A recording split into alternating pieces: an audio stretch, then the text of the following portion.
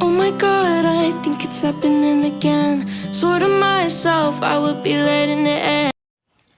Assalamualaikum warahmatullahi wabarakatuh. Welcome to my YouTube channel. Di sini saya akan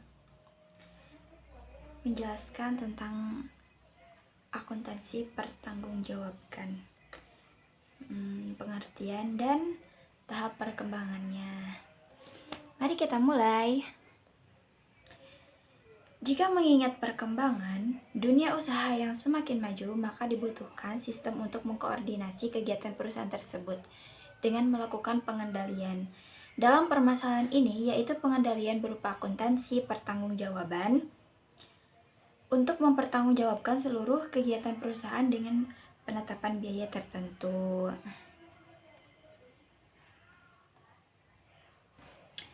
Sistem ini sering dihubungkan dengan manajer yang berwenang untuk melakukan pengelolaan biaya dalam suatu perusahaan.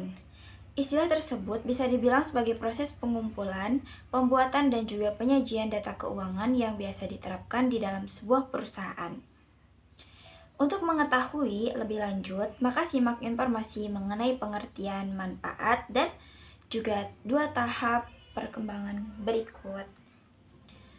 Sekarang, pengertian akuntansi pertanggungjawaban. Akuntansi pertanggungjawaban adalah sebuah konsep maupun sistem akuntansi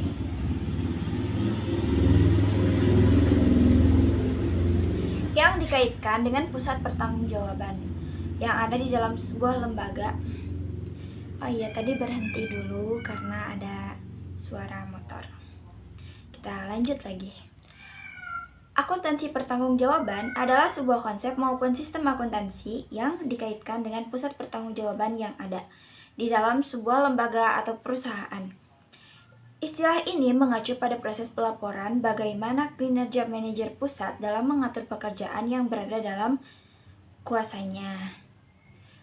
Tanggung jawab ini akan mengukur seberapa tepat rencana dan juga tindakan dari setiap pusat pertanggungjawaban di perusahaan. Dengan begitu, sistem akuntansi satu ini mendorong para manajer untuk selalu berperan aktif dalam mencapai tujuan dengan baik dan efektif.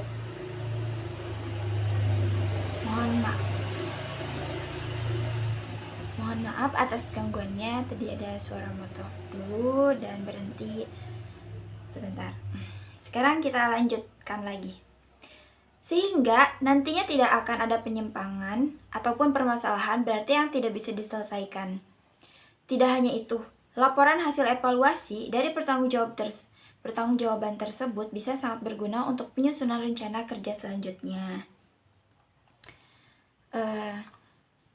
Kita lanjutkan lagi.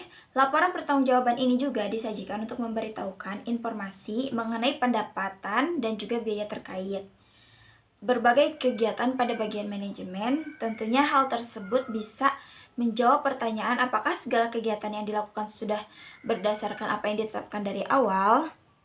Di dalam akuntansi pertanggungjawaban ini juga berisikan tahap perkembangan sekaligus cara pengendalian biaya yang ada, baik produksi maupun non-produksi. Semua informasi tersebut dihubungkan kepada manajer yang berwenang dan juga bertanggung jawab terhadap sesuatu yang berada di bawah kewenangannya, mulai dari pendapatan, biaya, produksi, dan non-produksi hingga aktiva. Nah, di sini ada syarat menerapkan akuntansi pertanggungjawaban. Setelah mengetahui pengertian dari sistem akuntansi yang satu ini, terdapat syarat yang harus dipenuhi untuk menerapkannya. Berikut adalah beberapa syarat agar bisa menerapkan akuntansi pertanggungjawaban antara lain. Yang pertama ada struktur organisasi. Sebuah organisasi telah disusun sedemikian rupa agar setiap posisi memiliki wewenang dan juga tanggung jawab yang tepat. Hal inilah yang sama diterapkan dalam sistem akuntansi untuk menentukan wewenang dan posisi yang jelas bagi setiap unit kerja di setiap divisi ataupun manajemen. Dan yang kedua ada biaya anggaran. Tidak hanya struktur organisasi, syarat lainnya yaitu pada biaya atau anggaran yang telah direncanakan. Tentunya hal ini bisa menjadi suatu penelitian bagi seorang manajer atas kinerjanya selama ini. Untuk itu, hal mengenai biaya anggaran jangan sampai terlewatkan. Yang ketiga, sistem akuntansi. Pada sistem akuntansi haruslah dikelompokkan dan digolongkan untuk pemberian kode sesuai tingkatan pertanggungjawaban dalam sebuah manajemen, sehingga nantinya biaya terkendalikan maupun tidak terkendalikan bisa terlihat serta klasifikasi perkiraan dalam neraca mengenai laba maupun rugi bisa dilaporkan dengan baik. Dan yang di sini ada sistem laporan biaya pengeluaran. Laporan pertanggungjawaban mengenai laporan biaya ini akan berbeda pada tiap divisi atau pusat biaya. Mulai dari isi dari laporan manajemen tertinggi pun bisa terkendalikan di rekapitulasi dengan benar. Tidak hanya itu, sistem pelaporan biaya pun haruslah memenuhi syarat dan juga penerapan dari aturan pertanggungjawaban tersebut. Dan di sini ada manfaat akuntansi pertanggungjawaban.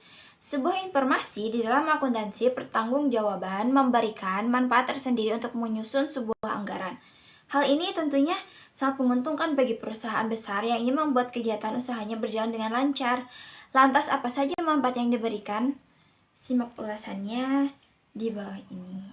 Enggak di bawah ini, nanti aku sebutkan ya satu persatu. Yang pertama, untuk menyusun anggaran. Dalam menyusun sebuah anggaran, maka akan terbagi beberapa peran untuk mencapai sasaran atau tujuan perusahaan itu sendiri. Terdapat peran yang melakukan penyusunan anggaran, melaksanakan sebagian aktivitas hingga sumber daya yang melaksanakan perannya. Disediakan pun akan diukur dengan standar yang sudah ditetapkan. 2. Memantau kinerja manajer. Hubungan antara informasi, akuntansi, dan juga manajer cukup berperan penting. Hal ini dikarenakan kinerja manajer seperti merencanakan anggaran dan tanggung jawab lainnya bisa terpantau secara langsung. Sehingga manajer pun bisa melaksanakan dan menggunakan berbagai sumber daya untuk mencapai tujuan yang diinginkan oleh perusahaan. Dan 3. Memotivasi manajer. Dampak dengan adanya laporan akuntansi ini bisa sangat penting untuk memotivasi para manajer. Pasalnya hal ini akan memungkinkan sebuah usaha mendapatkan penghargaan sehingga akan mempengaruhi keyakinan manajer bahwa prestasi yang didapatkan merupakan buah dari kerja keras dan pertanggungjawabannya berdasarkan informasi akuntansi yang akurat. Dan begitu kinerja menjadi lebih meningkat daripada sebelumnya. Di sini ada tahap perkembangan akuntansi pertanggungjawaban. Seiring dengan maaf sebelumnya ada suara motor dahulu, jadi kita berhenti sejenak dan sekarang lanjutkan lagi, sudah tidak ada. Seiring dengan berjalannya waktu, maka akuntansi pertanggungjawaban pun juga selalu berkembang pula. Beberapa perkembangannya yaitu akuntansi tradisional dan juga akuntansi aktivitas. Berikut ulasan lengkapnya antara lain. Dan yang pertama ada akuntansi tradisional. Dalam tahap perkembangan akuntansi pertanggungjawaban yang pertama yaitu akuntansi tradisional. Sistem akuntansi satu ini telah tersusun sedemikian rupa dan sebaik mungkin, sehingga proses pengumpulan, pembuatan hingga pelaporan biaya sudah sesuai dengan pertanggungjawaban masing-masing divisi. Hal ini bertujuan agar setiap orang yang ditunjuk dan memiliki wewenang bisa bertanggung jawab atas laporan anggaran atau penyimpanan biaya yang dibuatnya sesuai dengan namanya. Akuntansi tradisional ini pun masih menggunakan cara yang jauh dari kata modern dan lebih cenderung ke arah manual.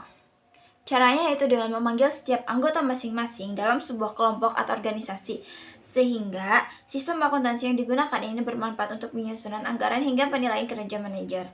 Hal tersebut juga berguna untuk memotivasi manajer untuk melakukan pekerjaan jadi lebih baik. Pada proses penyusunan anggaran, sistem akuntansi tradisional akan menetapkan peran manajer untuk melaksanakan sebagian aktivitas sesuai sasaran perusahaan serta peran sumber daya untuk membantu pelaksanaannya. Hal ini menjadikan akuntansi pertanggungjawaban melakukan penyusunan anggaran dan mengukur nilai sumber daya yang ada untuk mencapai sasaran yang tepat. Dan yang kedua, akuntansi aktivitas. Pada akuntansi aktivitas ini disusun sedemikian rupa hingga proses pengumpulan dan juga pelaporan anggaran bukan berdasarkan dari penambah nilai, namun ada dari aktivitas penambah. Berbeda dengan akuntansi tradisional, sistem akuntansi satu ini jadi lebih maju karena menggunakan laporan berdasarkan aktivitasnya, bukan tertuju pada setiap kelompoknya. Tentunya hal ini sangat bermanfaat untuk memantau segala kegiatan, termasuk pengelolaan keuangan perusahaan, dengan lebih mudah dan juga menghemat waktu, cukup efektif. Di sini ada kesimpulannya. Yaitu kesimpulannya itulah informasi mengenai pengertian akuntansi pertanggungjawaban, manfaat, dan juga ada tahap perkembangannya. Tentunya setiap perusahaan pasti memiliki perkembangan pertanggungjawaban yang tidak sama, sehingga hal tersebut bisa disesuaikan terkait kebutuhan masing-masing. Sehingga akan sangat baik untuk membandingkan kelebihan dan juga kekurangan masing-masing untuk menentukan mana yang terbaik dan lebih akurat. Jika ingin mendapatkan laporan pertanggungjawaban dengan waktu yang cepat dan juga mudah, maka sebuah perusahaan harus memiliki sistem akuntansi berbasis online yang tepat. Hal tersebut akan memudahkan proses pemantauan laporan keuangan. Dari berbagai divisi, dijamin pengalaman dalam mengelola akuntansi pertanggungjawaban jadi lebih mudah dan menghemat banyak waktu. Nah, selesai dari akuntansi pertanggungjawaban.